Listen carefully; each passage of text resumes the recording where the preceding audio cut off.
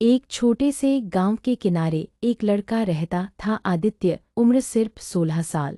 पर आंखों में बड़े बड़े सपने। उसका घर बहुत गरीब था, टूटी छत, मिट्टी की दीवारें और बरसात में बह जाने वाली कच्ची जमीन। उसके पिता एक किसान थे जो रोज खेतों में मेहनत करते, पर फसल कभी अच्छी नहीं होती। माँ घर घर जाकर सिलाई का काम करती थी ताकि घर का खर्च किसी तरह चल सके।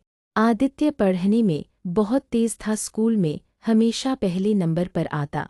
लेकिन हालात ऐसे थे कि कई बार उसे बिना खाए ही स्कूल जाना पड़ता। उसके पास किताबें भी पुरानी थीं जो दूसरे बच्चों से उधार में मिली थीं, पर उसके सपने बहुत ऊंचे थे। वह एक वैज्ञानिक बनना चाहता था जो गांव के लोगों की मदद करे।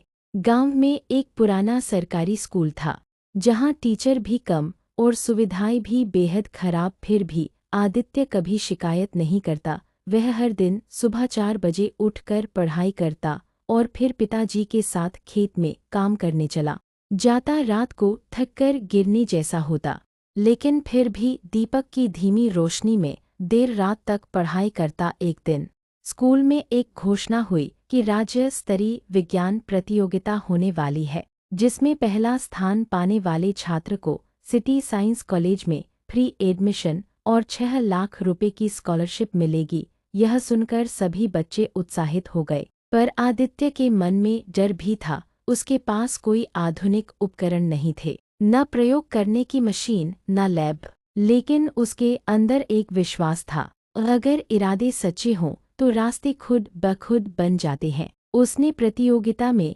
भाग लेने का फैसला किया। उसका विषय था सूखे इलाकों में पानी बचाने की नई तकनीक, क्योंकि उसका गांव कई सालों से सूखे से परेशान था। आखिरी उम्मीद। हर शाम खेत से लौटकर वह घर के बाहर बैठकर मिट्टी, बोतलें, पाइप और लकड़ी के टुकड़ों से प्रयोग करता। गांव के लोग उसका मजाक उड़ाते, अरे यह लड़का वैज्ञानिक बनेगा, यह सब बेकार है, इसके बस की बात नहीं। लेकिन उसके माता पिता ने उसका हमेशा साथ दिया। माँ कहती, बेटा लोग क्या कहते हैं उसे मत सुनना, अपने सपनों की आवाज़ सुन। एक रात जब वह प्रयोग कर रहा था, अचानक तेज आंधी आई और उसकी सारी बनाई हुई मशीनें उड़कर टूट गईं। वह कुछ देर चुप बैठा रहा, उसकी आंखों में आंसू आ गए। उसने सोचा, शायद मैं सच में कुछ नहीं कर सकता। तभी उसके पिता उसके पास आए और बोले, बेटा हार मानने वाले कभी जीतते नहीं, अगर यह टूट गया है तो इसे और अच्छा बनाओ। दुनिया जीतने वालों की होती है, रोने वालों की नहीं। इन शब्दों ने आदित्य में फिर से जान भर दी। अगले दिन से उसने दोगुनी मेहनत शुरू कर दी। प्रतियोगिता का दिन। जब प्रतियोगिता का दिन आया तो उसके पास कोई महंगा मॉडल नहीं था, सिर्फ बांस, मिट्टी, साधारण पाइप और एक छोटी सी पानी बचाने वाली मशीन। वहाँ दूसरे बच्चों के पास चमकदार मॉडर्न प्रोजेक्ट थे, robot, digital machine, solar drone आदि। सभी ने आदित्य को देखकर हंसी उड़ाई।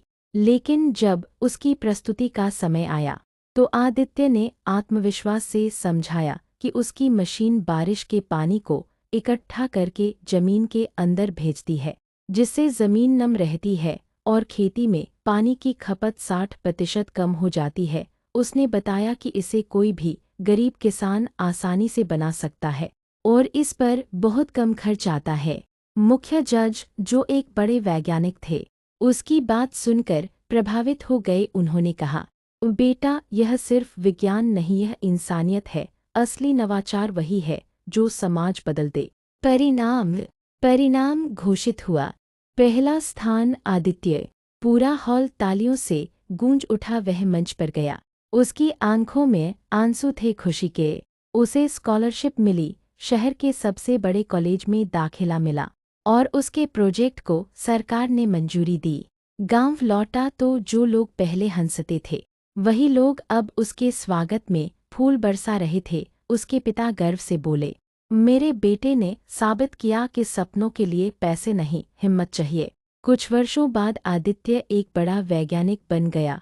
उसने ऐसी तकनीकें विकसित की कि उसके गांव और आसपास के जिलों में पानी की समस्या लगभग खत्म हो गई। उसने एक मुफ्त विज्ञान स्कूल भी खोला, जहां गरीब बच्चे बिना पैसे पढ़ सकते थे। उस स्कूल के गेट पर बड़े अक्षरों में लिखा था, सपने वही सच होते हैं जिनमें विश्वास हो। कहानी का संदेश, हालात कितने भी मुश्किल हों, मेहनत और विश्वास कभी व्यर्थ नहीं जाते। असली प्रतिभा चमकदार चीज़ों में नहीं, बल्कि उपयोगी सोच में होती है। कभी भी किसी का सपना छोटा मत समझो।